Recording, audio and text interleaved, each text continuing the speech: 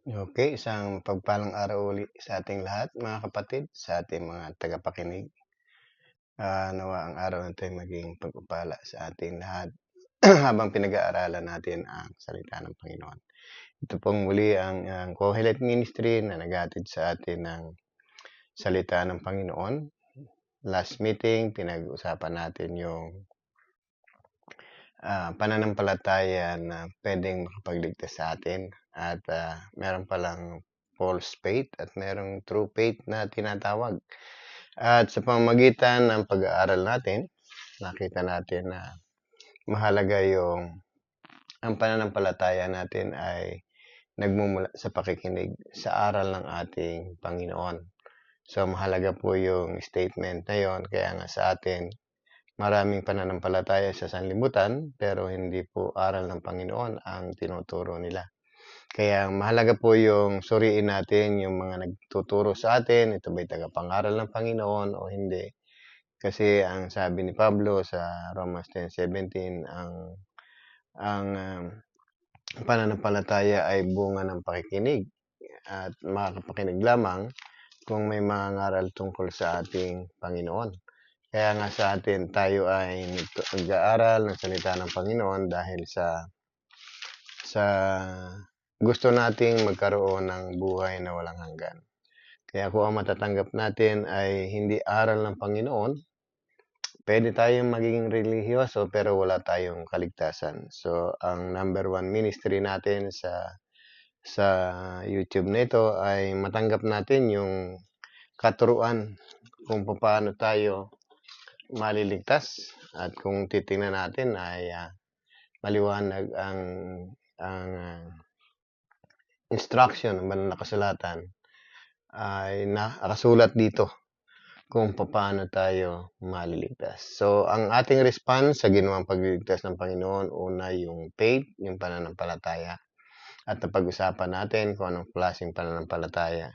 So, sa pananampalataya, mahalaga yung alam natin yung totoo o hindi. Kaya nga sa pananampalataya, merong tinatawag tayong two elements katulad ng mga napag-usapan natin last meeting. Yung two elements of faith na yan, mahalaga po yan kasi po ang isa sa pagbabatayan ng iyong lahat ng ginagawa according to your faith ay dapat nakasulat sa banal na kasulatan. So, ito yung tinatawag nating intellectual belief. So, ibig sabihin naniniwala tayo sa mga turo na nakalahad sa banal na kasulatan. So, maraming aklat sa sanlibutan, kaya sa atin, bigyan natin pansin mabuti itong banal na kasulatan. Ang pananampalataya natin ay minsan, hindi na natin ginagamit ang banal na kasulatan. Parang nagre-rely na lang tayo doon sa ating mga nakikita sa ginagaya natin, yung mga sikat, mga kilala, yung mga parents natin, mga ninuno natin kung anong ginagawa nila pagdating sa pananampalataya. Parang gumagaya na lang po tayo. Wala tayong assurance kung ano tama ba ito o hindi.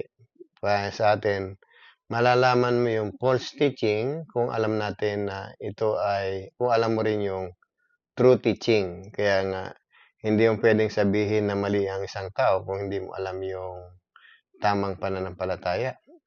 Hindi mo rin pwedeng sabihin na tama ang pananampalataya niya kung wala namang basihan. Kaya nga sa atin, ang pinagbabatayan po natin dito ay ang banal na kasulatan. Kaya nga one of the two elements of faith yung intellectual belief, yung maniwala sa turo na nakalahad sa banal na kasulatan.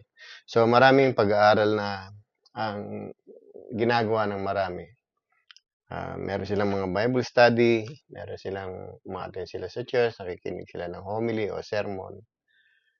Minsan hindi nila natatagpuan yung instruction ng Panginoon kung paano tayo maligtas. Kaya nga sa pamamagitan ng pag-aaral natin, unti-unti natutunan natin kung ano ba yung kailangan natin at ano yung kailangan natin sa ating pananampalataya. So, sabi ng Panginoon kasi, ang salita niya ay totoo. Sa John 17:17 kasi, nung siya ay nanalangin sa Panginoon. Ito yung kanyang reporting day actually, bago siya dakipin ng mga Romans para ipako sa krus. So ito, nanalangin siya rito at dito sinabi niya ang salita ng Diyos ay katotohanan. So ibig sabihin, kung meron tayong dapat gamitin sa ating pag-aaral o meron tayong pinagbabatayan ng ating pananampalataya, walang iba kundi ang salita ng ating Panginoon. So yung banal na kasulatan ay punong-puno ng instruction. Kaya kung mananampalataya tayo at hindi tayo magbabase do sa banal na kasulatan, so ano man ang ginagawa natin ay magiging walang kabuluhan. So minsan hindi natin namamalayan yung paano ba nakikilala yung false religion o false teaching at false faith. Minsan hindi natin makikita yung basta-basta kung hindi po tayo nag-aaral ng banal na kasulatan. So bigyan ko kayo ng konting idea, paano ba makikita na yung isang religion ay isang kulto o cult? So number 1, dapat ang Diyos na sinasamba ng bawat relihiyon ay walang iba kundi ang Diyos natin na buhay, na creator, at Diyos na savior. So ibig sabihin, kung meron tayong kinasasamahan o kinasasaligang mga religious group, dapat ang sinasamba diyan ay yung tunay na Diyos na siyang lumikha ng lahat ng bagay, kahit siya rin yung lumikha sa atin. Ngayon, halos lahat ng religion ay sa Diyos naman talaga sumasamba. Meron silang kinikilala na hindi nakikita na makapangyarihan sa lahat na lumikha ng lahat ng bagay. Kaya nga yung desperation nila minsan, para makapokus sila sa panalangin, they made idols. Kumukuha sila ng mga imahe o rebulto para sambahin. Pero kung titingnan natin, ang iniisip nila ay talagang yung Diyos na makapangyarihan. Kaya nga mahalaga po yung second element para makita natin kung paano natin mapapatunayan isang religious group ay kulto pag hindi ang Diyos na buhay ang siyang sinasamba o pinupuri. So paano tayo makakatiyak na yung Diyos nating sinasamba ay ang Diyos na buhay nga?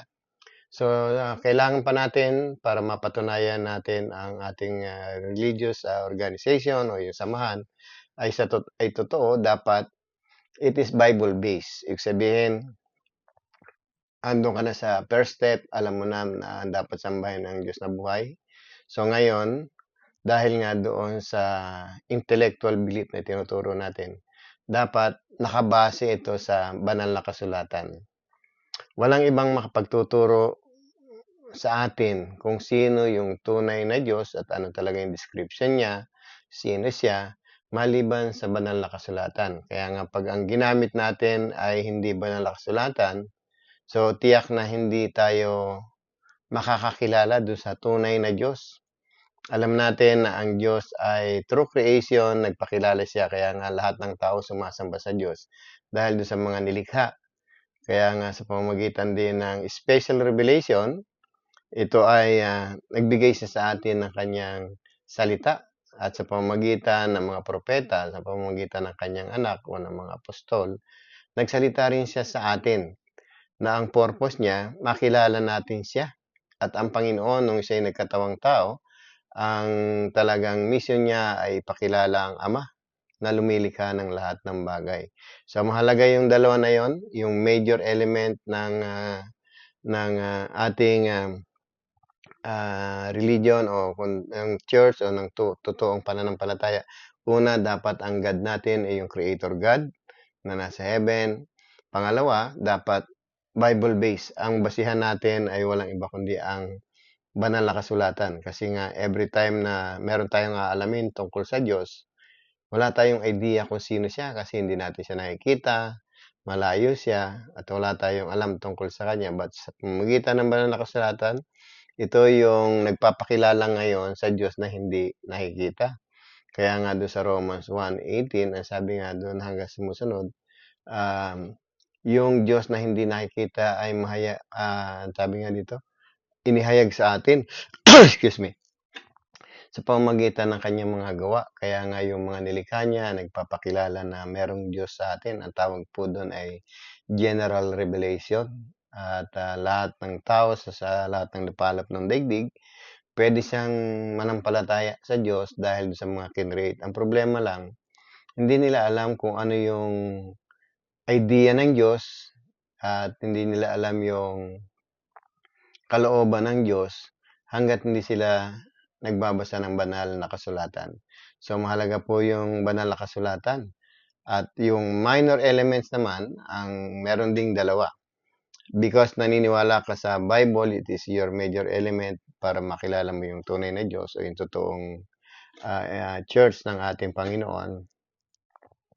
So, yung faith natin ngayon nakatuon sa instruction ng Panginoon kasi nga sabi sa Romans 10:17, bunga na ng pakikinig kung may mga ngaral tungkol kay Kristo. Ang aral po ni Kristo ay nakasulat lahat sa banal na kasulatan. Kaya nga po tayo kung tayo ay gusto nating magkaroon ng kaligtasan at mapabilang sa body ng Panginoon, yung sa kanyang church, hindi po sa religion. So, dapat ang pananampalataya natin nakatuon sa Diyos na ipinakikilala ng banal na kasulatan.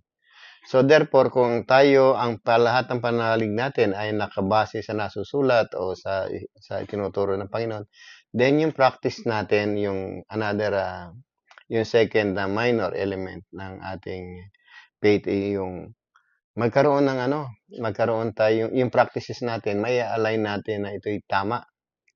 Kaya nga mahalaga po itong pinag-uusapan natin kasi nga minsan akala natin 'pag ang isang, religious group na kinasasaligan natin ay mayaman, malaki, madami, maganda, masaya, feeling natin ito na yung tama, 'di ba?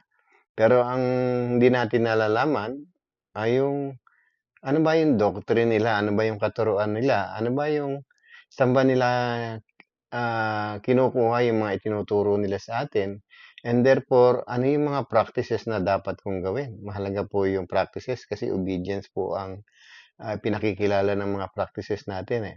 Kaya nga kung tayo ay hindi maniniwala doon sa element ng faith at hindi kasali ang banal na kasulatan, pwede po tayong magpuri sa Diyos ng tama o ng mali. Ano man sa dalawa na yon ay pwede kang magpuri talaga sa Diyos. Pwede rin tayong manampalataya sa Diyos. Di ba? Kaya lang hindi na mai-align yung tamang klase ng pananampalataya kung hiwalay tayo doon sa turo ng banal na kasulatan. Kaya nga sa atin, paano ba tayo bakit ba tayo sumasamba sa Panginoon? Bakit ba tayo nagpupuri sa Panginoon? Kasi nabasa po natin at alam natin na kung paano tayo maliligtas ngayon ay nabasa rin natin. Kaya nga yung practices natin, yung instructions sa atin, nagagawa natin ngayon dahil alam natin ito yung nakasulat. Kaya mahalaga po yung banal na kasulatan. Kaya nga sa tulong ng ating ginagawang ministry nito, pwede akong magturo na kung ano yung dapat nating gawin, kung ano yung gusto niyong malaman. Pwede nating ituro lagi ito. At nakasulat naman kung meron po kayong Bible, sabayan niyo lang ako para makita natin yung mga binabasa natin.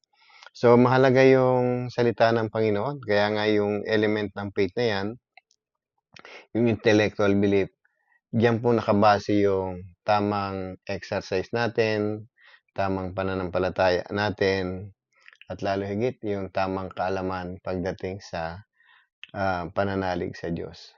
So, ang Panginoon po ay hindi siya madamot.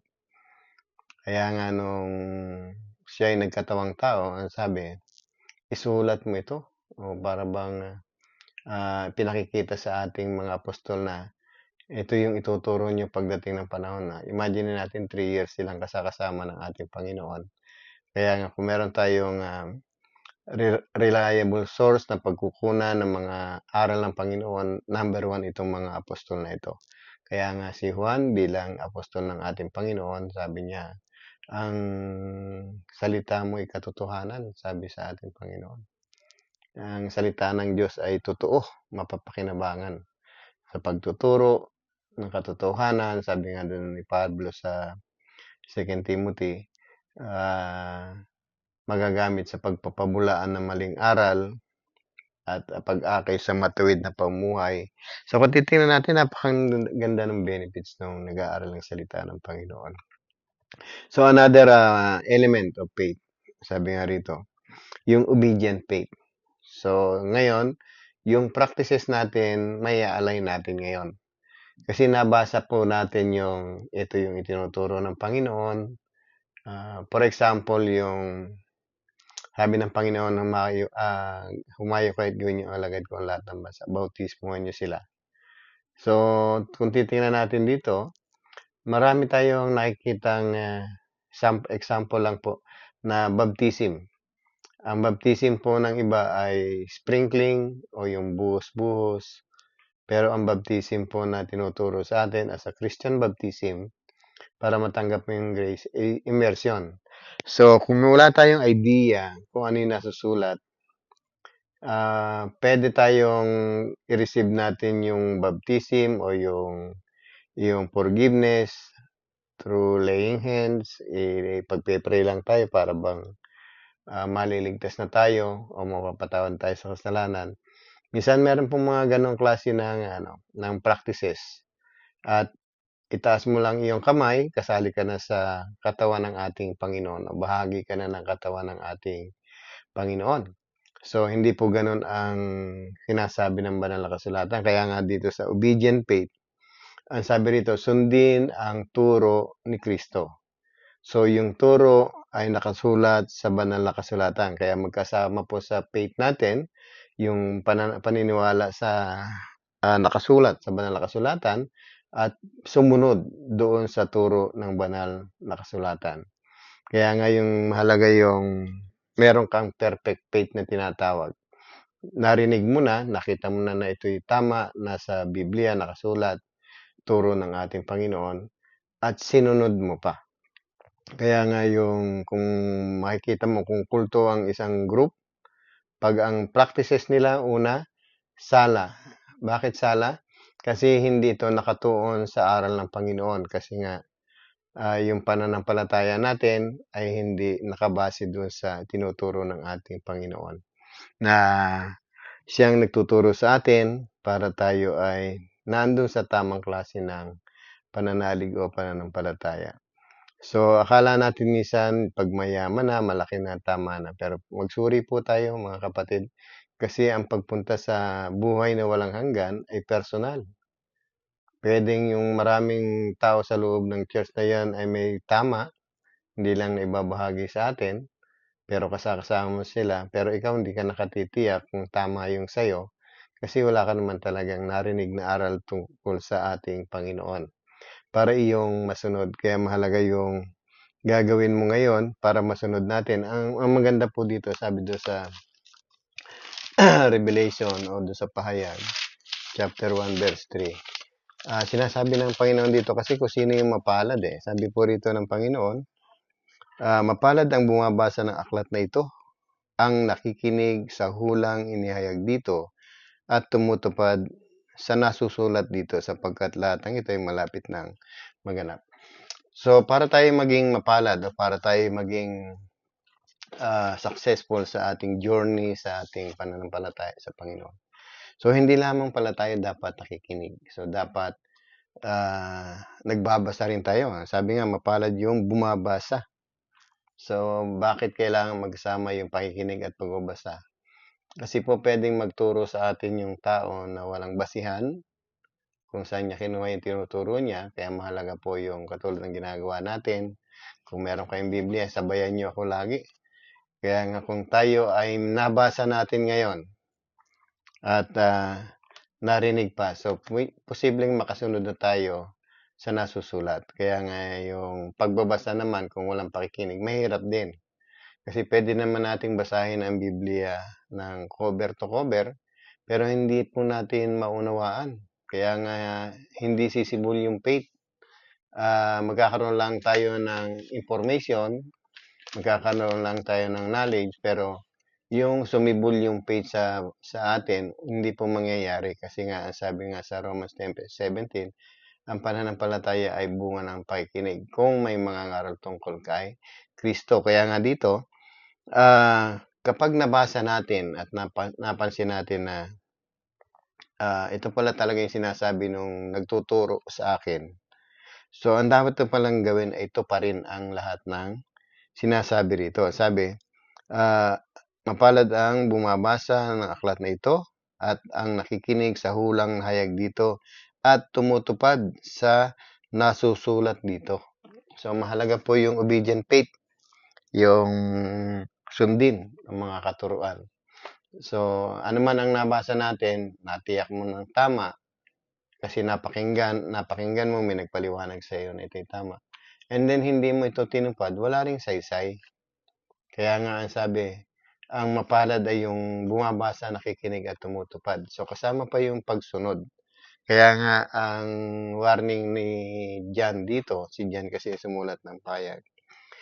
Sabi, sapagkat ang lahat ng ito'y malapit ng maganap. So, ano ba yung magaganap na yon? Ito yung judgment day, yung muling pagbalik ng Panginoon. Ang taong magiging mapalad ay yung nagkaroon ng tamang pananampalataya dahil meron siyang sinunod na basihan, yung nakalahad sa nakalahad na turo sa banal na kasulatan.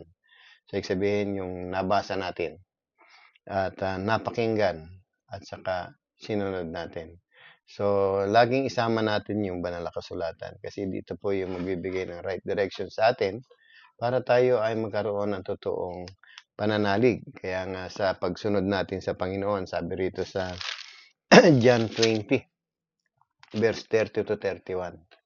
Ang sabi ni Juan dito, nung sinulat na ito, sabi ng Panginoon ayon kay Juan, marami pang kababalaghang ginawa si Jesus. So, si Juan po nagsasabi rito tungkol sa ating Panginoon na nasaksihan ng mga alagad, ngunit hindi nakatala sa aklat na ito. Ang mga nakatala rito'y sinulat upang sumampalataya kayong si Jesus ang Mesiyas, ang anak ng Diyos, at sa gayon magkaroon kayo ng buhay sa pamamagitan niya. So, kung titingnan natin, ang aklat na binigay sa atin ay sapat na para tayo ay makakilala sa ating Panginoon. Makilala na, kasi ang intention po ng banal na kasulatan, makilala natin kung sino yung Mesiyas. Ito pala ang Panginoong Jesus. At ito yung ipinakilala ng Panginoon dito sa sanlibutan para sampalatayan na natin bilang anak ng Diyos. So, titingnan natin, kung hindi tayo nag-aaral ng banal na kasulatan, hindi mo makikilala si Jesus na siya ang Mesiyas, siya ang anak ng Diyos. So, marami pong nag-uupo sa ating Panginoon bilang anak ng Diyos. At maraming hindi naniniwala sa Kanya, sa Kanyang pagiging Diyos bilang anak ng Diyos. Kaya nga sa atin, mayroong mga false teaching tayong matatanggap at yung false teaching na yan, pwedeng convenient tayo sa mga turo na yan. Minsan hindi naman natin alam kung saan mag-end up yung ating mga practices, yung ating faith. Hindi natin alam kung saan pero dito, sabi ng Panginoon, maraming pang